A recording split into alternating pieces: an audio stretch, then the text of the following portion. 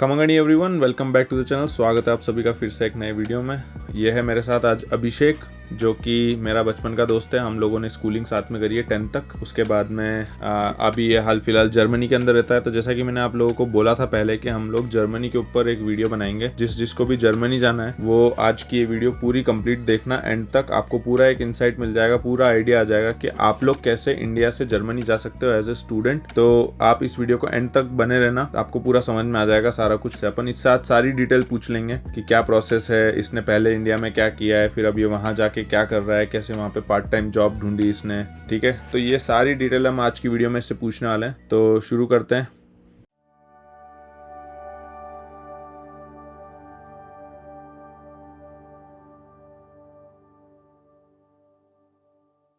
तो भाई अभिषेक, सबसे पहले तू मेरे को ये बता कि तूने इंडिया के अंदर क्या किया है ना। उसके बाद में तेरा क्या प्रोसेस था, तो अपन फिर उसके बाद में कंटिन्यू करेंगे। भाई इंडिया में मैंने 10th के बाद डिप्लोमा करा था। ठीक है। उसके बाद मैंने बीटेक करी और फिर 2 साल जॉब करी थी। ठीक है, तो तूने मतलब पहले 12th करने की बजाय पहले तूने डिप्लोमा किया। डिप्लोमा करने के बाद में तूने इंजीनियरिंग कंप्लीट करी बची हुई, और फिर उसके बाद में तूने 2 साल जॉब करी है ना इंडिया में। तो तेरा मतलब ऐसे कैसे बना तेरा प्लान के जर्मनी जाना है, इंडिया में कंटिन्यू नहीं करना है? भाई बहुत रैंडम प्लान था।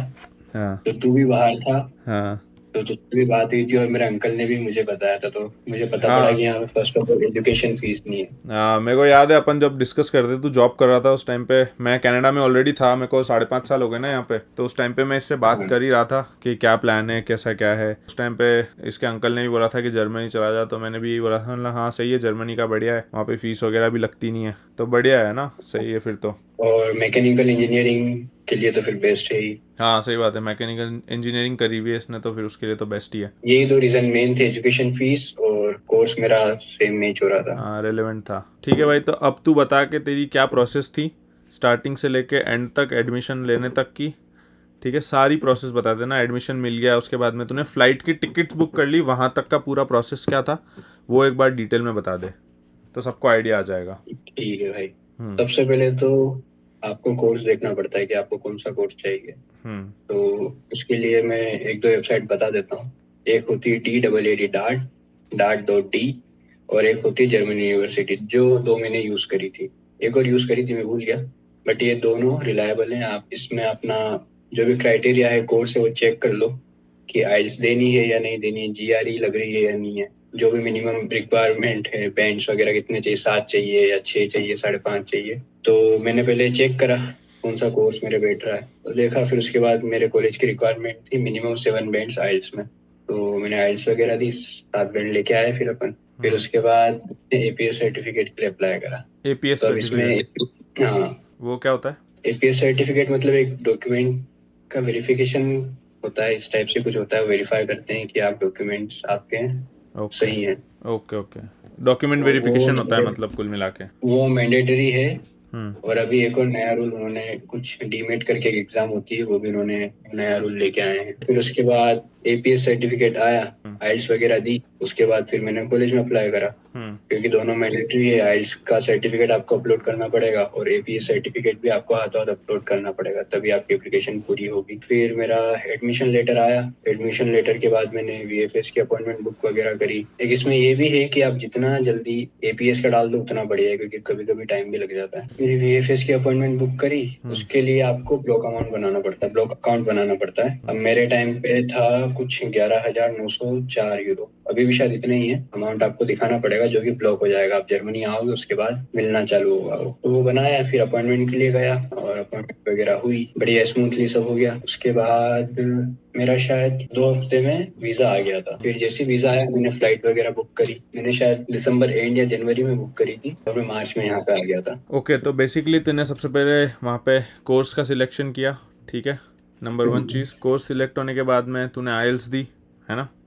आइल्स में तेरे हम्म। 7 बैंड्स आ गए। उसके बाद में तूने एपीएस सर्टिफिकेट के लिए अप्लाई किया। ठीक हाँ। है, और जो तूने वेबसाइट बता दी है वो हम लोग डिस्क्रिप्शन में लगा देंगे, तो आप लोग डायरेक्ट ओपन करके भी चेक कर सकते हो वेबसाइट कौन सी है। उसके बाद में तूने वीएफएस से अपॉइंटमेंट ली है ना, हम्म, वीएफएस से अपॉइंटमेंट लेके बायोमेट्रिक वगैरह डन करा दिया, वो तो बहुत इजी होता है। वीएफएस का ना सभी कंट्री का वीएफएस का प्रोसेस होता है। बायोमेट्रिक आपको कोई भी कंट्री में जाओगे आप तो आपको करवाना ही पड़ेगा। कनाडा आते हैं तो भी करवाना पड़ता है, जर्मनी जाओगे तो भी करवाना पड़ेगा। तो वीएफएस ग्लोबल के ऑफिस होते हैं, बड़ी बड़ी सिटीज़ में होते हैं। जैसे हमारे यहाँ पे हमारी सिटी से सबसे पास में था अहमदाबाद वाला, तो हमने अहमदाबाद से करवा लिया था। तो जो भी आपकी सिटी के पास में आप वीएफएस ऑफिस चेक कर लेना, आपको वहाँ से अपना बायोमेट्रिक डन करवाना है। ठीक है, फिर तूने वो करवा के और देन तेरा ये सारा इंडिया का प्रोसेस यही था सारा, है ना? हाँ इंडिया का यही था। और वीएफएस में कुछ चीज रहती है, आपको रीजन सिलेक्ट करना पड़ता है। मेरा मुंबई था। ओके, रीजन सिलेक्ट करना पड़ता है। ओके, कोर्सेज वगैरह कौन सी वेबसाइट पे तूने खुद ढूंढे थे कोर्स या फिर एजेंट ने बताया था, कैसे हुआ था? नहीं नहीं, मैंने खुद से ढूंढे थे। मैंने वेबसाइट बताई, वहाँ पे सर्च करो वेबसाइट DAAD.DE करके, तो वहाँ पे आ जाएगा। फिर वहाँ पे सारे फिल्टर आउट करके मैकेनिकल इंजीनियरिंग या कंप्यूटर साइंस, फिर उसके बाद इंग्लिश में पढ़ना या जर्मन में, वो भी फिल्टर कर दो। फिर फीस, वहाँ पे फीस रहती है कुछ कुछ में और कुछ कुछ में नहीं रहती है, तो वो भी फिल्टर आउट कर सकते हो कि अप टू 500 यूरो। फीस के अकॉर्डिंग भी अपन यूनिवर्सिटीज को फिल्टर कर सकते हैं, ये सही है हाँ यार। मतलब ये फीस। ऑप्शन यहाँ नहीं मिलता कनाडा में। यहाँ तो मतलब एजेंट वो वाले में एडमिशन कराते हैं कि जिसमें उनको फायदा मिल जाए, करवा देते हैं एडमिशन और भेज देते हैं कनाडा में। यहाँ पे आप फीस कर सकते हो, सिलेक्ट लैंग्वेज कर सकते हो, हम्म। और उसके बाद आपकी फील्ड जो है वो सिलेक्ट कर सकते हो, और मास्टर्स करना है बैचलर्स करना है वो भी सिलेक्ट कर सकते हो। ओके, ठीक है। फिर उसके बाद में तूने फ्लाइट की टिकट वगैरह करवा ली।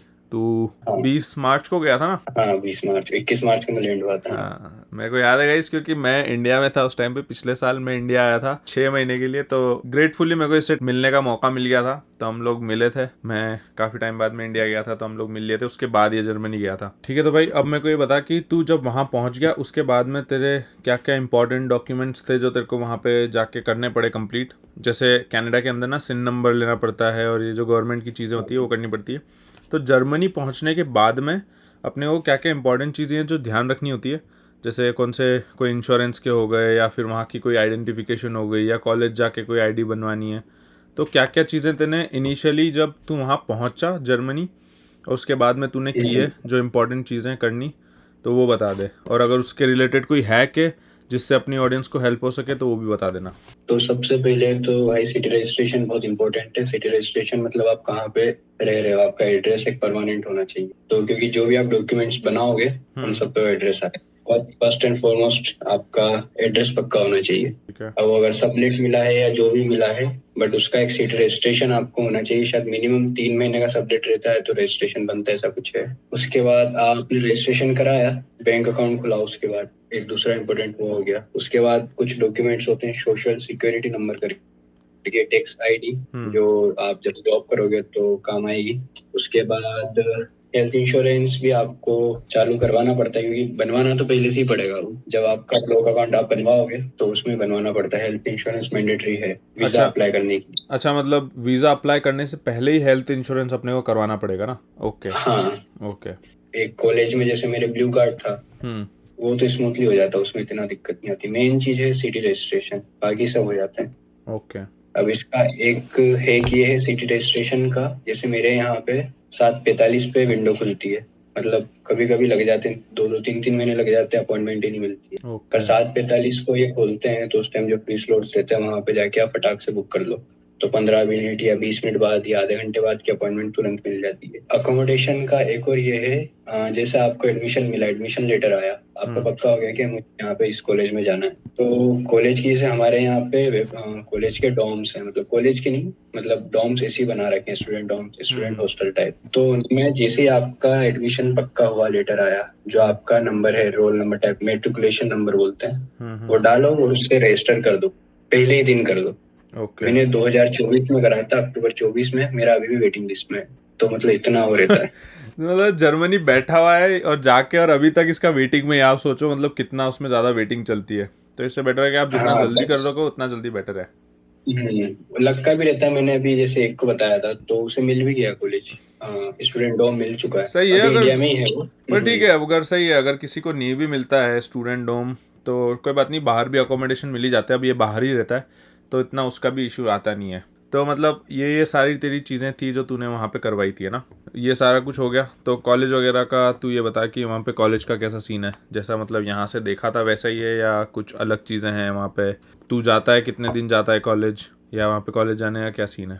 तो हमारे कॉलेज में तो अटेंडेंस मैंडेटरी नहीं, बट मैं जाता हूँ। जो लेक्चर्स मुझे लगता है कि मिस नहीं करनी चाहिए, हम्म कुछ कुछ कर भी सकते हैं मिस जो लगता है हम्म कि इम्पोर्टेंट नहीं है। अब यहाँ पे सीन ऐसा है, जैसे अपने यहाँ पे 5 के 5 सब्जेक्ट आपको एक सेमेस्टर में देने हैं, बट यहाँ पे ऐसा नहीं, आप 3 भी दे सकते हो, और 3 की जगह अगर 5 है तो आप 6 भी अगले सेमेस्टर के भी दे सकते हो, या कोई सब्जेक्ट आपने फोर्थ सेमेस्टर का दे दिया और कोई पहले का दे दिया। तो ऐसा यहाँ पे ये सिस्टम मुझे ठीक लगा कि हाँ चलो, जो जिस हिसाब से आप टाइम मैनेज कर रहे हो जॉब के साथ, उस हम्म। हिसाब से दे दो।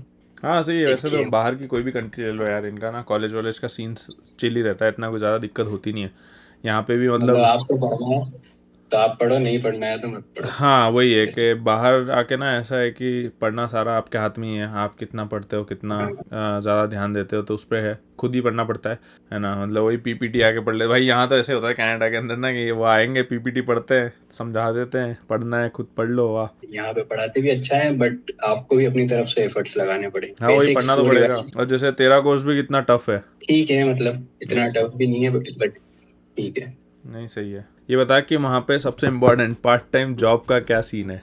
और बट तू तो भाई यूरो के अंदर अर्न करता है, तो यूरो मतलब 1 यूरो दैट मीन्स कितने 100 रुपीज प्लस। तू तो यूएस एक डॉलर सौ वॉलर दस कुछ सबसे चल रहा ऊपर है। है, दूर से अच्छा लगता है। खैर यहाँ पे तेरे को भी पता है भाई, नहीं पैसा सही। कमाने में हालत खराब हो जाती है, दूर से अच्छा ये तो लगता है है कि हाँ भाई, मैं इजी यूरो तो में नहीं है कमा रहा देख, इजी तो कहीं पे भी नहीं है। लेकिन तू ये बता कि कैसे जॉब्स ढूंढ सकते हैं, अगर कोई जर्मनी जा रहा है तो वो कैसे जॉब ढूंढेगा। हूँ। जॉब तो यार सबसे पहले तो जॉब एजेंसीज पे जाओ, अगर नॉन टेक्निकल जॉब ढूंढनी है। ठीक है। जॉब एजेंसीज पे जाओ, वहाँ पे पूछो। एक ये ऑप्शन है, जा जाके कि कोई जॉब है, या जो भी आपके कॉन्टेक्ट्स हैं दोस्त बनाओ, और उन जो कर रहे हैं उन्हों से पूछो। ओके। उनके पास रेफरल होगा 100%, वो आपको नंबर देंगे कि हाँ यार ये बंदा है, इसको मैसेज कर, जॉब होगी तो तुझे बता देगा। दूसरा ये है कि आप को जहाँ पे जॉब करने की इच्छा है वहां पे जाके डायरेक्ट पूछ लो। किसी क्लब में काम करने की इच्छा है तो वहां जाके पूछ लो। किसी कपड़े की दुकान पे काम करने की इच्छा है कि भाई मेरे को मेहनत वाला काम नहीं करना है, क्योंकि जॉब एजेंसीज वाला काम थोड़ा हार्ड वर्किंग होता है, पैसे अच्छे देते हैं बट मेहनत होती है, हम्म और थोड़ा सिटी के बाहर भी रहता है।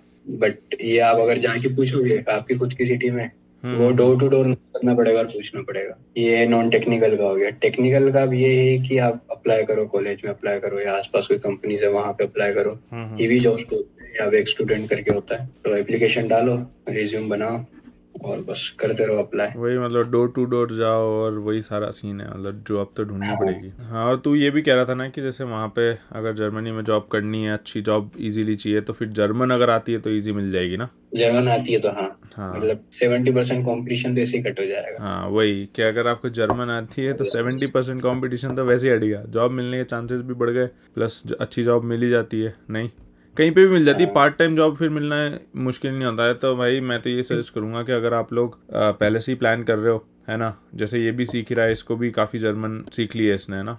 जर्मन का ये बेनिफिट है कि आपको ना आपकी फील्ड की जॉब इजीली मिल सकती है। तो वही। आपको मतलब सर्वाइवल वाला काम नहीं करना पड़ेगा, वो जब आपके रिज्यूमे भी लग जाएगी तो उससे बेस्ट कुछ हो नहीं सकता है। हाँ वही ना। और पढ़ते टाइम भी पार्ट टाइम जॉब में भी इजी हो जाएगा ना। अब पार्ट टाइम जॉब ढूंढने में कितना मुश्किल हो जाता है अगर जर्मन नहीं आती है। तो भाई अगर आप लोग बैठे हो वीज़ा का वेट कर रहे हो, है ना, वीज़ा आप लोगों ने अप्लाई किया है, तो आप लोग ऐसा कर सकते हो कि जर्मन सीखना शुरू कर दो। जितना जल्दी जर्मन सीखोगे उतना ज़्यादा आप लोगों के लिए बेनिफिशियल होगा। देखो लैंग्वेज तो सीखनी पड़ेगी, है ना। ऐसा सोचो कि यार नहीं सीखें, आलस करोगे तो फिर कुछ नहीं होने वाला, फिर तो हालत टाइट हो जाएगी अगर आप जर्मनी चले गए तो। ठीक है भाई, फिर अब थोड़ा मेरे को इस चीज़ के बारे में बता कि अब जिसकी पढ़ाई ख़त्म हो गई है जर्मनी में, पढ़ाई करने के बाद में पीआर होने का और जॉब वगैरह लेने का क्या सीन रहता है, कैसे सेटल होना है, वर्क परमिट वगैरह का और इन सारी चीज़ों का क्या सीन है वहाँ पे। पीआर का तो ऐसा, सबसे पहले आप अपना मास्टर्स या बैचलर्स जो भी है वो खत्म करो। हम्म उसके बाद कुछ 24 महीने तक, मतलब 2 साल तक पेंशन इंश्योरेंस देना पड़ता है। उसके बाद आप कंटिन्यू हेल्थ इंश्योरेंस पे कर रहे हो। और एक दो चीज ये, उसके बाद B1 लेवल चाहिए जर्मन का, और सफिशिएंट फंड्स तो फिर चाहिए ही चाहिए, कुछ जॉब मिली। फिर आप 2 साल तक आपको इंश्योरेंस पे करना है okay continue. Okay. Pension insurance करके बोलते हैं, कुछ आगे पीछे भी हो सकता है, बट जितना मुझे आइडिया है उतना ही है। हाँ मतलब वही है, एलिजिबिलिटी तो आपको देखो चेक करनी पड़ेगी, क्योंकि थोड़े थोड़े टाइम में ये लोग बहुत सारे चेंजेस करते भी रहते हैं, तो जब आपका टाइम हाँ, आएगा तो आपको थोड़ा तो चेक करना ही पड़ेगा। ऐसा नहीं है कि हमने जो बोल दिया है वही सारी चलेगी। ठीक है भाई, ये सारी डिटेल्स इसने जो दी है यही ऐसी सारी डिटेल होती है, आप लोग इसी रोड मैप के थ्रू आ सकते हो। अब मेरे को एक बार ना अभिषेक सारा वापस से शुरू से लेके एंड तक का रोड मैप मुझे जल्दी जल्दी बता दे, ताकि एक की फ्रेम बन जाएगा, सबको पता चल जाएगा ओके कि इसके बाद ये, इसके बाद ये, इसके बाद ये, ऐसा। तो सबसे पहले तो वही है, कॉलेज ढूंढो, एलिजिबिलिटी चेक करो। उसके बाद आइल्स जो आइल्स मांग रहे हैं, टोफल मांग रहे हैं, जीआरई मांग रहे हैं, वो दो जो भी आपका है। एपीएस पहले भी बन सकता है, आइल्स देने की जरूरत नहीं है, बट एपीएस के टाइम अभी एक डीमेट एग्जाम आ गई है तो उसका देखना पड़ेगा किसे देनी है किसे नहीं। फिर एप्लीकेशन डालो कॉलेज वगैरह पे, फिर अपॉइंटमेंट बुक करो वीजा की, ब्लॉक अकाउंट बनाओ। ब्लॉक अकाउंट में मतलब अपन एक पर्टिकुलर अमाउंट डिपॉजिट करेंगे, ठीक है, और फिर मंथली आपको यहाँ पे इंस्टॉलमेंट मिलेगी। मतलब सरकार पे डिपेंड नहीं हो कि आपके पास भाई जॉब नहीं कर रहे हो तो भी पैसे हैं सर्वाइव करने के। हाँ, जैसे यहाँ पे चलता है, यहाँ कनाडा के अंदर जीआईसी होती है, जीआईसी सर्टिफिकेट, वो जीआईसी डिपॉजिट करना पड़ता है, बस वही इंस्टॉलमेंट के अंदर आपको मिल जाता है एंड में यहाँ पे। हाँ सही है फिर तो। उसके बाद वही अपॉइंटमेंट, फिर वीजा की दो, वीजा आएगा तुम्हारा, टिकट बुक करो और पहुंच जाओ जर्मनी। कमरा मिलना जरूरी है, एक पॉइंट और ये ऐड कर लो कि हॉस्टल में अप्लाई कर देना जिस दिन आपका एडमिशन लेटर आ जाए। हाँ, तो वही पहले से हॉस्टल में अप्लाई कर देना, उसके बाद में वहाँ नहीं मिलता है तो आप लोग market place, Facebook market place चलता है। अपने इंडिया में इतना चलन नहीं है मार्केट प्लेस का, लेकिन बाहर के देशों में फेसबुक मार्केट प्लेस बहुत चलता है, तो आप लोग फेसबुक मार्केट प्लेस पे भी आप अपने लिए अकोमोडेशन ढूंढ सकते हो। और उसके अलावा तूने कोई और भी वेबसाइट्स पे चेक किया था अकोमोडेशन, या सिर्फ फेसबुक मार्केट प्लेस पे ढूंढा था? फेसबुक पे ढूंढा था मैंने, उसके अलावा ग्रुप्स बने हुए थे जो आखन में जैसे मैं पढ़ रहा हूँ वहाँ पे। उसके अलावा एक और एप्लीकेशन होती है वेगे गेजुक, WGGESUCHT, वेगे गेजुक, ये जर्मन में नाम है, वेगे मतलब शेयर्ड अपार्टमेंट। वो एप्लीकेशन, उस पे आप आपकी लोकेशन डालो, फिल्टर डालो, क्या बजट है आपका, कब से चाहिए, और फिर उस पे आप कंटिन्यू। मैंने 350 एप्लीकेशन भेजी थी, मतलब 350 लोगों से पूछा था मैंने, मेरे को तब जाके एक रूम मिला। वहाँ अकोमोडेशन ढूंढना बड़ा मुश्किल है, नहीं? मुश्किल है, और शायद मैं थोड़ा अनलकी भी रहा, मुझे थोड़ा ज्यादा मेहनत करनी पड़ी। पर हाँ देखो, बाकी सिटी पे भी डिपेंड करता है ना। अगर आप दूसरी सिटी में जा रहे हो, वहाँ पे अगर आपको अकोमोडेशन इजी मिल जाता है तो वो आपका लक है, नहीं? दोस्त वगैरह हैं आपको इजी हो जाता है, या किसी को आप जानते हो तो थोड़ा सा वो देखना पड़ता है। स्कैम वगैरह भी रहते हैं, तो जितना मैं कहूँगा पैसे किसी को भेजो मत जब तक आप पर्सनली नहीं मिलो, पर्सनली विजिट नहीं कर लो। हाँ वही, मतलब कि ये तो देखो ध्यान रखना बहुत ज्यादा जरूरी है कि आप लोग इंडिया से पैसे किसी को भी ना भेजो। उनको ये बोल दो कि भाई ठीक है, हमको पसंद आ गया, हम फाइनल कर देते हैं, अपनी तरफ से फाइनल जरूर कर दो, आप वहाँ पहुंच जाओ, उसके बाद में आप उनको पैसे दे देना, कोई दिक्कत नहीं है। अगर कोई फ्रेंड वगैरह है या तो उससे कंफर्म विजिट करा लो, ऐसा कुछ कर लो, लग रहा है कि हमें मिलेगा ही नहीं यहाँ के। यही सारी समरी थी जर्मनी की। और उसके अलावा कोई एडिशनल इन्फॉर्मेशन है अभिषेक, कि अपन ने सारा कुछ कवर कर लिया है? उसके अलावा तो यही है, फिर डॉक्यूमेंट्स जो लगते हैं वो बनाओ, क्योंकि बिना डॉक्यूमेंट के आपको जॉब नहीं मिलेगी। तो एक और चीज होती है कि आपकी यूनिवर्सिटी की एक एनाबिन डाटाबेस करके होता है, तो आपकी यूनिवर्सिटी H+ होनी चाहिए, H+/- का कुछ तो सीन है। H+ होनी चाहिए तो आप सेफ जोन में हो, और H+- का कुछ सीन है, वो देख लेंगे लोग, वो पता कर लेंगे।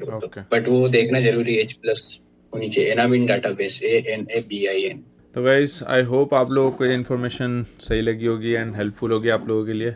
तो यही सारा रोड मैप है जर्मनी पहुंचने का। एंड थैंक यू भाई टाइम निकालने के लिए। हाँ, बहुत टाइम से हम लोग मैच करना की ट्राई कर रहे थे कि हमारा टाइम मैच हो जाए और हम लोग वीडियो बना पाएँ, लेकिन फाइनली वीडियो कंप्लीट हो चुकी है। कमेंट सेक्शन के अंदर बता सकते हो अगर आपके कोई भी डाउट हो गए, तो अभिषेक आपको रिस्पॉन्स कर देगा। ठीक है भाई, कर देगा ना?